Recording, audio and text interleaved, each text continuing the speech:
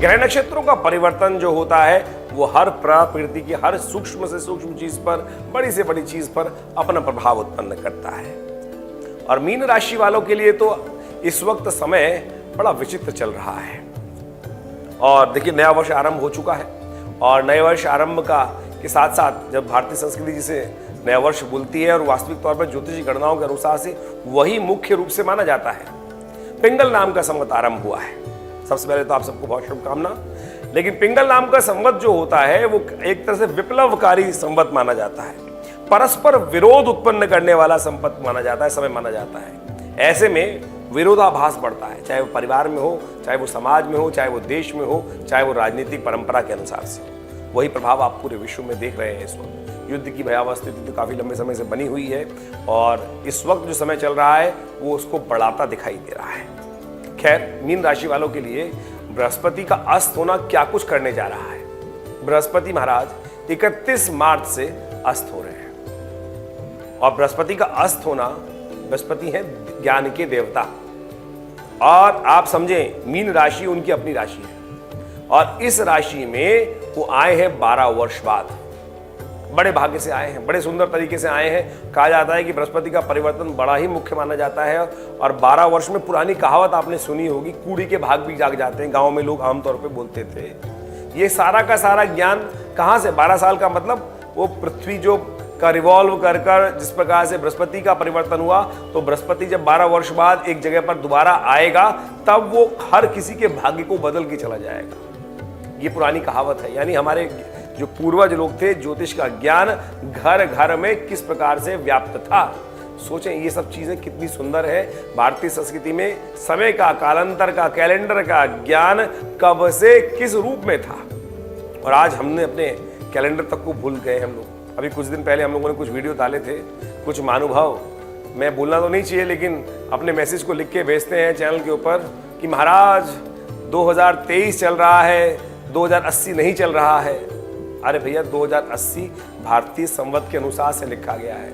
आज हमारे समाज की विडंबना देखें कि हमारे समाज के लोगों को भारतीय संवत और वर्ष में अनुभव बात ही नहीं पती। 2080 लिख रहे हैं तो बोले भविष्य में चले गए महाराज। अरे महाराज ने तो गलती करी, कहाँ करी वो छोड़ दो। चलो भैया, आप अपनी संस्कृति को पहचानो, इस बात को हमें समझने का प्रयास करना चाहिए। खैर, आज हम इस बात पे नहीं उपस्थित हैं। आज हम बताने वाले हैं मीन राशि वालों के लिए क्या कुछ है समय और बृहस्पति का अस्त होना क्या कुछ कर सकता है आपके लिए। देखिए, बृहस्पति का अस्त होना वैसे अच्छा नहीं है क्योंकि 12 वर्ष बाद बृहस्पति इस राशि में आए थे और अब परिपूर्ण काल में थे। 21 अप्रैल के पास आसपास तो बृहस्पति परिवर्तित हो जाएंगे, चेंज हो जाएंगे। लेकिन उससे पहले जो बृहस्पति यहाँ पर परिपक्व काल में आने से पहले पहले अस्त हो रहे हैं, करीब करीब लास्ट 20 दिन के लिए क्या कर रहे थे बृहस्पति यहाँ पर बैठ कर? बृहस्पति बहुत ही इंपॉर्टेंट मूल त्रिकोण आपके समझे लग्नेश हो गए थे आपकी राशि के अनुसार से, लग्न में के प्रभाव में थे और कहाँ देख रहे थे? पंचम को देख रहे थे, नवम को देख रहे थे, सप्तम को देख रहे थे, लग्न के, यानी सबसे इंपॉर्टेंट प्रभाव उत्पन्न कर रखा था पूरी कुंडली को बैलेंस करने के लिए। और इस वक्त जिस प्रकार का युग बन रहा है, लेकिन बृहस्पति ऐसे में राहु से ग्रसित भी चल रहे थे क्योंकि राहु और शनि के मध्य में आ गए थे, तो एक तरह से पाप कर्तृ योग भी चल रहा था बृहस्पति महाराज का, तो इसलिए पूर्ण फल दे भी नहीं पा रहे थे। ऐसे में और स्थिति जो खराब हुई है वो ऐसी स्थिति खराब हो रही है कि बृहस्पति अस्त हो रहे हैं सूर्य के कारण से। 31 मार्च से लेकर करीब करीब जो ये रहेंगे मई के 2-4 मई तक रहेंगे, लेकिन उससे पहले 21 अप्रैल को परिवर्तन की तरफ भी चले जाएंगे। अब बृहस्पति कर क्या रहे थे? जब लग्न में बैठे थे तो आपके पर्सोना को के लिए लाभ की स्थिति बना रही थी, आपके भाग्य में, आपकी विद्या में, आपकी बुद्धि में, आपके परिवार में, आपके बिजनेस में, आपके जीवन साथी के हर तरह से उन्होंने कई चीजों से बैलेंस करके आगे पूर्ण लाभ देने के योग बना रखे थे। ऐसे में बृहस्पति अस्त हो गए हैं। अब क्या उपाय कर कर हम बृहस्पति के प्रभाव को पूर्ण रूप से प्राप्त कर सकते हैं? ज्योतिष में कहीं बीच में मझधार में छोड़ने की कोई व्यवस्था नहीं है। हर चीज का कारण है तो उसका निदान भी है। कारण जानने के बाद उसका निदान करना भी परम आवश्यक है। रेमेडियल एस्पेक्ट जो है ज्योतिष का, रेमेडियल एस्पेक्ट सबसे इंपॉर्टेंट है। आपने किसी चीज को डायग्नोज कर दिया, डायग्नोज करने के बाद चीज निकाल दीजिए, हाँ जी ये मशीन ऐसे खराब है। अब उससे पूछो भैया ठीक कैसे होगी, तो कहेगा जी ठीक करने की व्यवस्था तो मेरे पास नहीं है। फिर ऐसे डायग्नोज का फायदा क्या? तो ज्योतिष विज्ञान में ऋषि मुनियों ने, भारतीय संस्कृति में हर चीज का शोध, कर्मकांड का सिद्धांत इसीलिए विकसित किया गया औषधि विज्ञान, मंत्र विज्ञान, उपासना विज्ञान, आशीर्वाद, अनेक प्रकार के उपाय, ये जितने भी ग्रंथ लिखे गए हैं वो इसलिए तो लिखे गए हैं, कारण जानने के बाद निवारण के लिए, और बीच में मझधार में छोड़ने की स्थिति कहीं नहीं है। हर चीज का सकल पदार्थ है जग माही, कर्महीन पुरुष पावत नाही। तो इस बात को हमें समझना चाहिए कि कोई बात नहीं, चिंता की जरूरत नहीं। अगर बृहस्पति अस्त हो भी गए हैं और उन्होंने भाग्य को आपके सुनाने का कार्यक्रम बना भी दिया है, सूर्य महाराज ने उनको अस्त करके, तो चिंता मत करिए, फिर भी उसका रास्ता है, लेकिन फिर भी भाग्य में कुछ ना कुछ कमी लाने के योग बन गए हैं। तो इस बात को हमें समझ लेना चाहिए। डायग्नोज तो ये साफ साफ तौर पर दिखा ही रहा है। अब बृहस्पति को उदय करने के लिए, उसकी शक्ति को बढ़ाने के लिए क्या किया जाए? सबसे पहला उपाय, सबसे पहले तो आपको क्या करना चाहिए? सूर्य उदय से पहले उठना चाहिए। इन दिनों में बृहस्पति की शक्ति को पूर्ण लाभ, देखिए परिपक्व काल में थे हमने कहा, और जैसे में बृहस्पति महाराज के साथ सूर्य भी वहां चल रहे हैं, तो एक योग बनता है बहुत बढ़िया तरीके से कि आपको सूर्य उदय से पहले उठना चाहिए और उगते हुए सूर्य को अर्घ्य देने की व्यवस्था बनानी चाहिए। नित्यपति जब तक ये बृहस्पति अस्त रहे तो ये आप ये काम करें। सूर्य उदय होने के बाद यदि आप सोएंगे, सूर्य उदय होने के बाद आपकी नींद खुलेगी, तो ये बृहस्पति और ज्यादा आपके लिए नेगेटिव होगा। इस बात का ध्यान रखते हुए काम करें।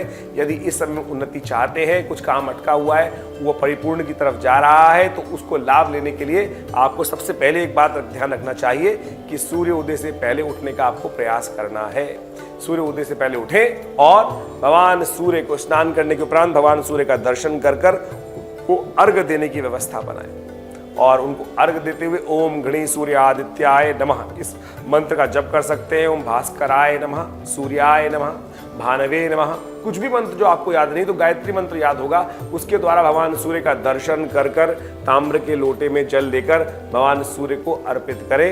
ये सबसे श्रेष्ठ उपाय है, सबसे पहले उपाय। इसके साथ साथ आप हल्दी का टीका या केसर का टीका अपने माथे पर नित्यपति लगाएं। देखिए बृहस्पति महाराज का परिवर्तन जो होता है वो बहुत इंपॉर्टेंट परिवर्तन है, और ऐसे में जैसा हमने आपको समझाया कि बृहस्पति जो है वो कई प्रकार के प्रभावों में फंसा हुआ है, और पूरे विश्व में जिस प्रकार का योग बना हुआ है उसका पर भी इन सब ग्रहों की अवस्था का प्रभाव पड़ेगा। देखिए सामाजिक दृष्टिकोण से देखा जाए तो ऐसा लगता है कि बुद्धि सो जाएगी, जो प्रभाव चल रहा है। आप देखें राजनीतिक दृष्टिकोण से भी देश में या विदेश में देखें तो इतने बुद्धिजीवी चल रहे हैं, उन सब का प्रभाव किस प्रकार का चल रहा है। ऐसे में आवश्यकता है बुद्धि को जगा के रखने की।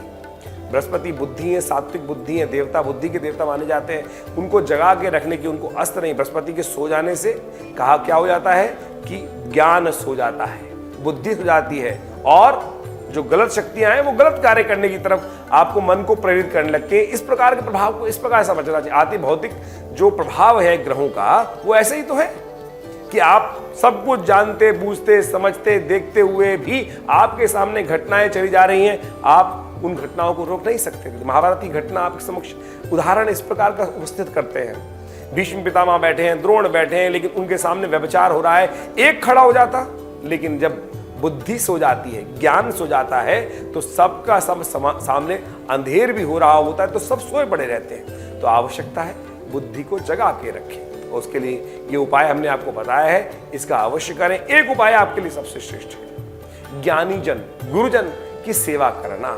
गुरुजन की सेवा करना, पीले वस्त्रों का दान करना, और इस ज्ञान मुद्रा का सबसे पहली उंगली अंगूठे के साथ लगाकर, कोई कहे कि मैं कुछ नहीं, ज्ञान मुद्रा कर सकते हैं।